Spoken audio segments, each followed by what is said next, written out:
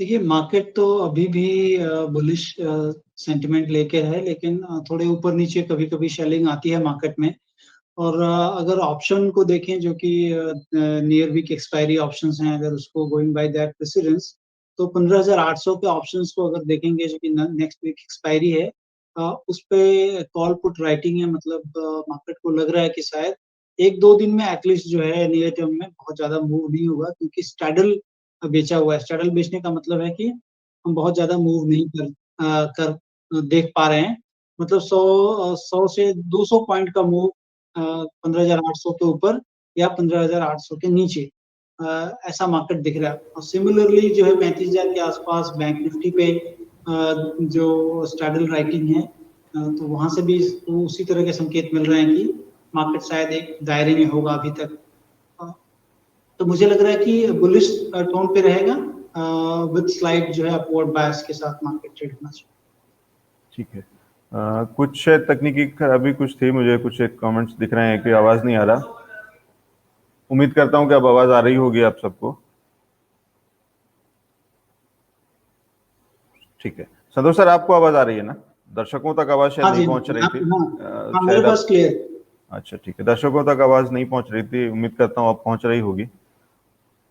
एक बार मुझे कोई अगर कोई दर्शक बता देगा एक बार कि आवाज आ रही है कि नहीं आ रही है। ठीक है, ठीक है, ठीक है सर, आपकी आवाज जा रही थी संतोष सर, मेरी आवाज शायद आप तक सवाल तो पहुंचा था लेकिन दर्शकों को नहीं सुनाई दिया। तो मैं यही कह रहा था संतोष जी से कि मार्केट का ओवरव्यू जो कि उन्होंने आपको बता दिया, और उससे पहले हम ये बात कर रहे थे कि वीकेंड है तो लेकिन बहुत कुछ बदलने वाला नहीं है। घर पे रहिए, सुरक्षित रहिए और हाथ धोते रहिए, मास्क लगाए रहिए। और ये एक दौर है, ये भी बीत जाएगा और आगे चल के फिर देखेंगे, याद करेंगे इसको कि कभी हम ऐसे भी काम किया करते थे कि वीकेंड हो या वीकडेज हो सब एक से होते हैं। ठीक है, आगे चलते हैं सर। आज कुछ कहीं मौका देख रहे हैं बाजार के अंदर में, या आपको भी उतना ही परेशान कर रहा है जितना बाकी बहुत सारे एक्सपर्ट्स ने हमें बताया कि परेशान कर रहा है बाजार?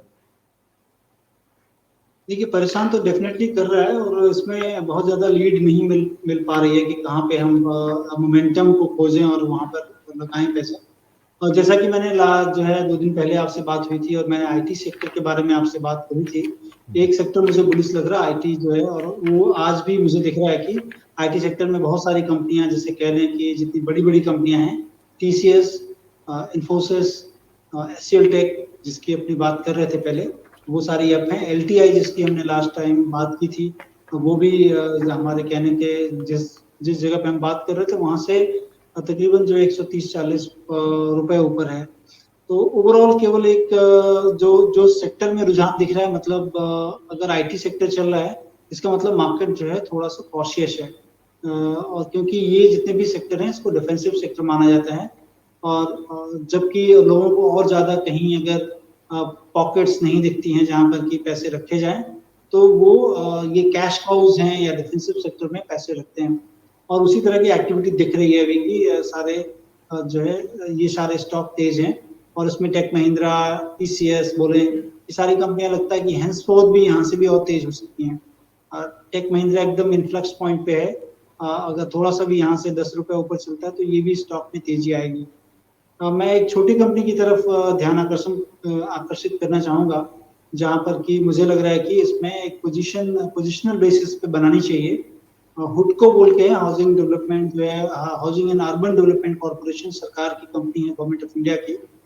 केवल ध्यान इतना रखना चाहिए कि इसमें सरकार की जो हिस्सेदारी है अभी भी 89% के करीब है, और इसमें जो ओवरहैंग है कि इसमें कभी भी एफपीओ के जरिए गवर्नमेंट अपनी हिस्सेदारी कम कर सकती है, क्योंकि सेबी के जो रेगुलेशंस हैं कि अगर आपको लिस्टिंग में रहना है और किसी कंपनी को स्टॉक एक्सचेंज पे लिस्टिंग करनी है, तो 75% जो है से कम की प्रमोटर होल्डिंग लानी चाहिए, जो कि 89% है। तो वो ओवरहैंग है, और इस गवर्नमेंट में हमने देखा है कि जब कभी भी प्राइसेस कंपनीज के ऊपर जाते हैं तो वो ओएफएस लेके आ जाते हैं। तो ये एक ओवरहैंग है, लेकिन कंपनी के अंडरलाइन फंडामेंटल्स में काफी अच्छे चेंजेस हुए हैं, जिसकी तरफ मैं ध्यान आकर्षित करना चाहूंगा कि इसमें जो रिटर्न ऑन इक्विटी है 14% के करीब हो चुकी है, और रिटर्न ऑन एसेट्स जो है इसके काफी अच्छे हो चुके हैं, 2.39 के करीब है जो लास्ट रिपोर्टेड नंबर्स हैं इसके। और बुक वैल्यू से डिस्काउंट पे शेयर मिल रहा है आपको, 64 रुपए के करीब की बुक वैल्यू है, और अभी 54 रुपए के नीचे का भाव है। टेक्निकली 54 रुपीज भी इंपॉर्टेंट लेवल है इसमें। अगर इसके ऊपर ये स्टॉक ट्रेड होता है तो इसमें पोजीशन ली जा सकती है। यहाँ पर भी आप लें, लेकिन अगर पोर्टफोलियो बिल्ड कर रहे हैं आप तो यहाँ पर तकरीबन 20 से 25% ही शेयर लें, क्योंकि ये डबल टॉप के आसपास है और ब्रेकआउट के पास है। तो मुझे लगता है कि चूंकि ये स्टॉक अच्छा लग रहा है फंडामेंटली, तो इसमें आपको नीचे की तरफ ज्यादा पोजीशन बनानी चाहिए देन की हाई के पास। तो इसमें आप बनाए पोजीशन, लेकिन नीचे की तरफ आपको ध्यान रखना चाहिए कि यहाँ से 10 रुपया भी करेक्ट होता है तो आपको घबराना नहीं है, निकलना नहीं है इस स्टॉक में और निवेश करने हैं वहां पे। तो और लॉन्गर टर्म में मुझे लग रहा है कि इस स्टॉक का भाव जो है 70 रुपए के आसपास तक हो सकता है। तो 10 रुपए नीचे तक आपको एक्यूमुलेट करने हैं और जो है एक लंबी दूरी के लिए और एक अच्छी मुनाफे के लिए इस स्टॉक में निवेश किया जा सकता है।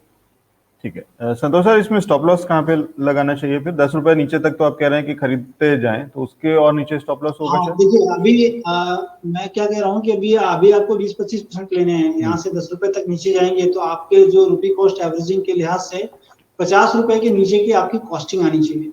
फिर जो है और आपको 45 रुपए तक लेना है इस स्टॉक को। तो 45 रुपए के नीचे का एक स्टॉप लॉस लगाएं, मतलब 5 रुपए का स्टॉप लॉस होगा आपको।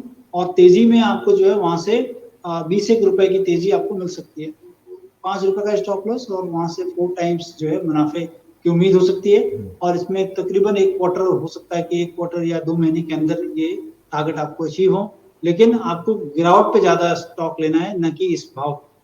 ठीक है, इंटरेस्टिंग। तो संतोष जी ये कह रहे हैं कि बाजार में अब उतना सीधा सीधा आंख बंद करके मुनाफा कमाने वाला मौके खत्म है या कम है वो नहीं होगा, लेकिन मौके खत्म नहीं हुए हैं ऐसा कुछ नहीं है। तो वो अलग स्ट्रेटेजी, थोड़ी सी स्ट्रेटेजी में चेंज करना होगा। तो तब जो अभी तक जो कहा जाता था कि करंट भाव पे खरीद लीजिए, सीएमपी पे खरीद लीजिए तुरंत एंटर करने का, उसकी जगह अब संतोष जी ये दे रहे हैं हेडको में, कह रहे हैं कि थोड़ी थोड़ी एवरेजिंग करते रहिए, एक्यूमुलेट करते रहिए।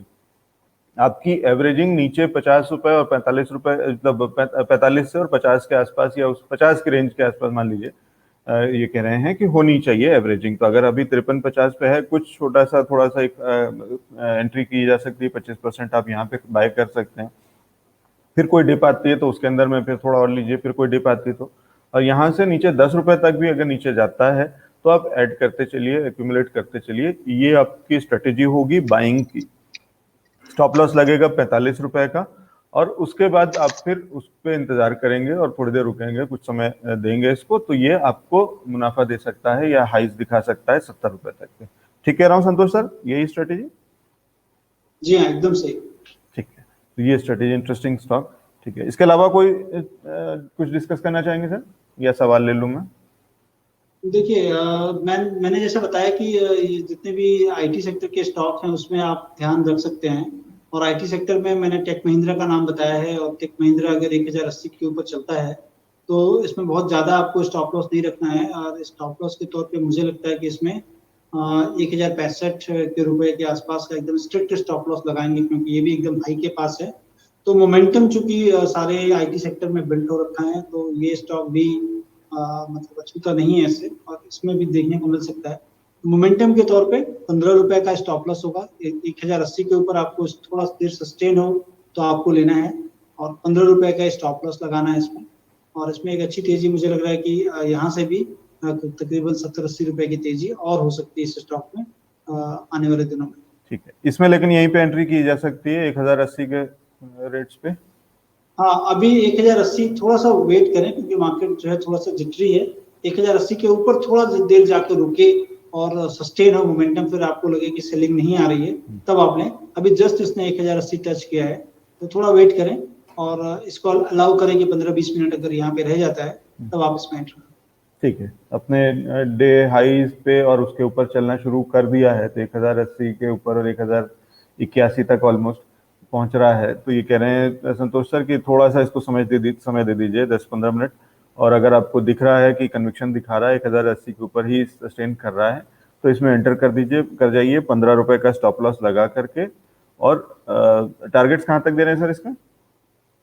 70-80 रुपए और यहाँ से मिल सकते हैं। 70-80 रुपए और यहाँ से मिल सकते हैं। ऑलरेडी आज 15 रुपए चला हुआ है, लेकिन अभी 70-80 रुपए का की गुंजाइश बाकी है, क्योंकि ये उन्हीं लेवल्स पे और बहुत कन्विक्शन दिखा भी रहा है सर। आराम से 1-1 रुपए बात करते करते आपसे 180 से थोड़ा सा नीचे था और 181 तक ऑलमोस्ट टच कर गया है 95 तो गया है 180.95 तक। ठीक है, इंटरेस्टिंग है। और ये स्ट्रेटेजी है, लेकिन हर स्ट्रेटेजी में ये ध्यान रखिए कि संतोष जी जो कह रहे हैं ना कि बहुत सीधी स्ट्रेटेजी अब नहीं बची है। बहुत कम होगा ऐसा कुछ कि जहां सीधा आंख बंद करके खरीद लीजिए और सो जाइए और जब उठेंगे तो आपका मुनाफा बन चुका होगा, दिख रहा होगा। वो शायद समय अभी थोड़े समय तक नहीं होगा, तो इसलिए थोड़ा अब मेहनत करनी पड़ेगी। अब बहुत ही आसानी से और थाल में सजा हुआ मुनाफा नहीं आने वाला है। ठीक है ना सर संतोष जी, ये कह रहे हैं? जी जैसा, हाँ जी, जैसा मैं कह रहा हूँ कि मतलब अभी ये जो डिफिकल्ट पिच है, जब आप बैटिंग करने जाते हो कभी कभी जी डिफिकल्ट पिच होती है और डिफिकल्ट बॉलिंग भी होती है, और दोनों चीज है, मतलब डिफिकल्ट पिच भी है और डिफिकल्ट बॉलिंग भी हो रही है। तो आपको बहुत ही संभल के और बहुत ही सूझबूझ के जो है बैटिंग करनी होगी, और अपने विकेट को भी बचाना होगा। तो वही स्ट्रैटेजी अपनाएं और बहुत ही मतलब ध्यान से करें, कोई भी चीज करना है, क्योंकि मार्केट एकदम हाई लेवल पे है और यहाँ पर आपके विकेट को नहीं हिट कर जाए बॉल, उसका हमेशा ध्यान। ठीक है, तो ये कह रहे हैं संतोष जी कि अब वो वाले नहीं है।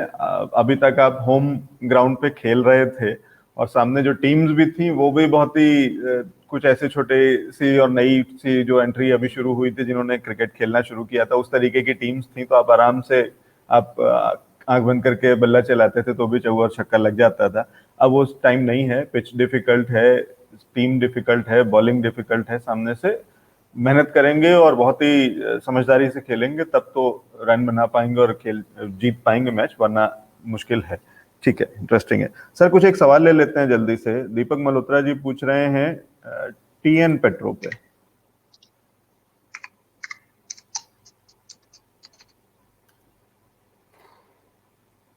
तमिलनाडु पेट्रो पे आपकी राय? इनकी खरीद है 105 की, 113 114 के आसपास अभी ट्रेड करता हुआ।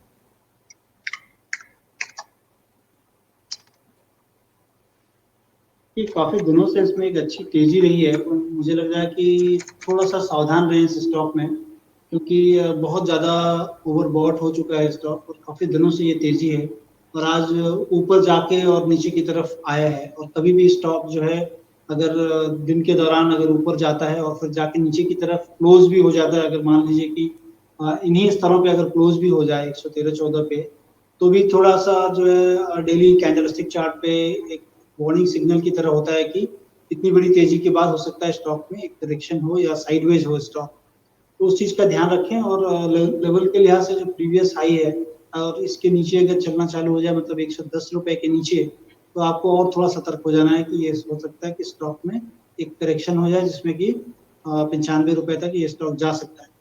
तो मौजूदा 113-75 के इसमें लेवल है, तो मुझे लग रहा है कि यहाँ से 3-4 रुपए का लेवल आप ध्यान रखिए।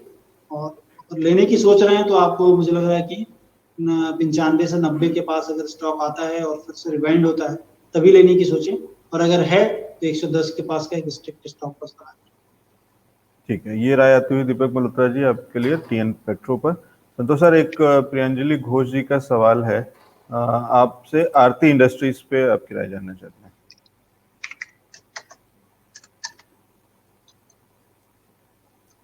देखिए काफी अच्छी कंपनी है ये, और इसमें एक अच्छा राउंडिंग इंटरमीडिएट जो है राउंडिंग बॉटम बना के ऊपर हुआ है। बॉटम नहीं था, इनफैक्ट वो कंसोलिडेशन राउंडिंग है, और उसके काफी अच्छी बढ़त आई है इन दिनों।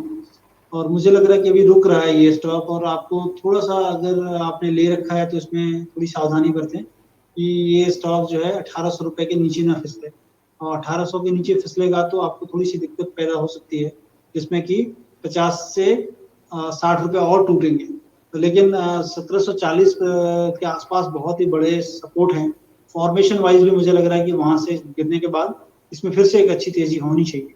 तो अगर आप अभी लिए हैं और थोड़े अपॉर्चुनिस्टिक हैं, तो 1800 के पास निकल जाए और फिर से जो है 50-60 रुपए नीचे फिर से एंटर कर सकते हैं।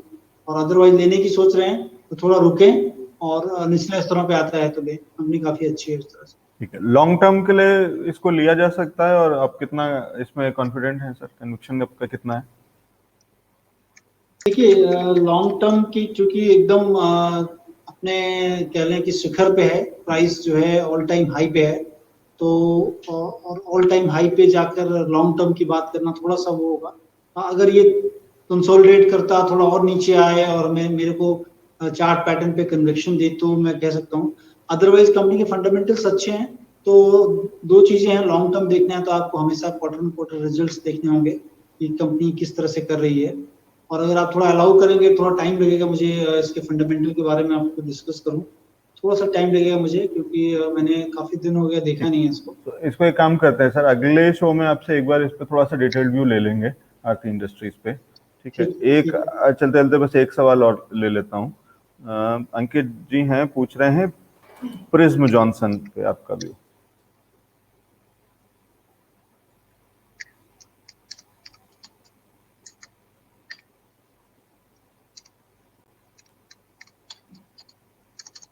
क्या सिंबल जरा बताएंगे क्या? प्रिज्म है, PRISM, प्रिज्म जॉनसन। इसकी सिंबल कुछ और है, 1 मिनट रुकिए। NSE में PRSM। अच्छा 1 मिनट। हाँ ठीक है। देखिए इसके स्टॉक प्राइस को अगर देखेंगे तो काफी दिनों से कंसोलिडेट हो रहा है, और लाइफ हाई के पास अगर कंसोलिडेशन होता है किसी भी स्टॉक का तो और गिरता नहीं है स्टॉक, तो इसका मतलब है कि अंडरलाइंग फंडामेंटल शायद इसके अच्छे होंगे या फिर उसमें कोई चेंजेस हो रहा होगा। और ऐसा लग भी रहा है कि शायद मतलब पॉजिटिव कोनोटेशन पे ये स्टॉक ट्रेड हो रहे हैं। और अगर आपके पास है ये स्टॉक तो हो सकता है कि चूंकि साइडवेज है तो थोड़ा थका देने वाला होगा, और थोड़ा आपको जो होल्डिंग पीरियड आपकी हो सकती है कि लंबी हो। और इसमें जो रेंज में देख पा रहा हूँ वो तकरीबन जो है 115 रुपए से लेकर 140 रुपए के आसपास का रेंज बना रखा है 25 रुपए में। कंपनी काफी दिनों से स्टॉक प्राइस इस रेंज में ट्रेड हो रहे हैं। और अब जो 145 के ऊपर अगर स्टॉक प्राइस निकलता है तभी इसमें तेजी होगी।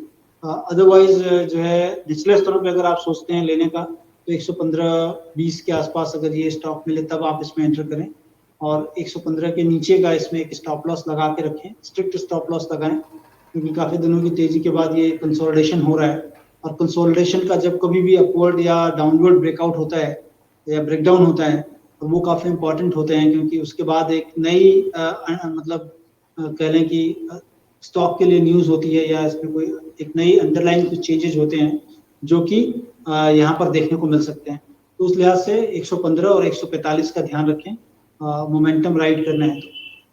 ठीक है, बहुत शुक्रिया संतोष सर हमारे साथ जुड़ने के लिए। संतोष सर चलते चलते मुझे एक चीज बताइए कि जब लॉकडाउन नहीं था तो आप वीकेंड्स पे ऐसी कौन सी चीज है या क्या करते थे जो कि आपको अब आप जो इसको मिस करते हैं, अगर मैं समझने की कोशिश करूं कि वीकेंड आपका कैसा होता था, और उसमें से सबसे ऐसी कोई चीज जो आप मिस करते हैं? मूवी देखना जाते थे फिल्म थिएटर, या रेस्टोरेंट जाते थे, या कुछ और कोई एक्टिविटी जो आप करते थे जिसको आप सबसे ज्यादा या सबसे पहले आप जिसको करेंगे अनलॉक के बाद में? देखिए सबसे पहली चीज तो मतलब मैं थोड़ा यायावर टाइप का हूँ, घूमते रहता हूँ ज्यादा। अच्छा, ट्रैवलर हूँ, मतलब अपने दोस्तों से इधर उधर ज्यादा घूमता हूँ, तो वो मैं काफी मिस करता हूँ अभी की इस पीरियड में मैं घूम नहीं पा रहा हूँ। और दूसरी चीज कभी कभी रेस्टोरेंट भी जाते थे, तो वो सारी चीजें बंद हैं अभी। और मतलब कह लें कि लंबी दूरी के लिए भी घूमने जाता था, वो भी बंद हो चुके हैं। लास्ट के करीब 1.5 साल हो चुके हैं हम लोग कहीं बाहर नहीं गए। लास्ट टाइम मैं शिमला गया था, और वो मतलब पैंडेमिक के ठीक पहले समझिए कि 3-4 महीने पहले मैं घूम के आया था। और उसके बाद से फिर तो मैंने पैंडेमिक जो चला है कि अभी तक बंद होने का नाम ही नहीं ले रहे। देखते हैं, अगर जैसे ही अनलॉक होता तो सबसे पहले तो दोस्तों से मिलेंगे, उसके बाद फिर रेस्टोरेंट है, उसके बाद फिर कहीं दूर घूमने जाने की सोच रहे हैं। लेकिन अभी तक चूंकि जब तक पूरी चीज सामने नहीं होती है कहना थोड़ा मुश्किल। जी ठीक है, उम्मीद करते हैं कि जल्दी फेस टू फेस मुलाकात हो सके, ये स्क्रीन के इस तरफ से हम और स्क्रीन के उस तरफ से आप वाली चीजें खत्म हो सकें, और एक बार फिर लोग एक दूसरे से मिल सकें और साथ में बैठ करके चाय कॉफी पी सकें। उम्मीद है और प्रार्थना है ईश्वर से कि जल्दी ही वो समय हो और सारी चीजें फिर से बैक टू नॉर्मल हो सके। बहुत शुक्रिया हमारे साथ जुड़ने के लिए संतोष सर, और समय निकालने के लिए। Thank you so much. Thank you.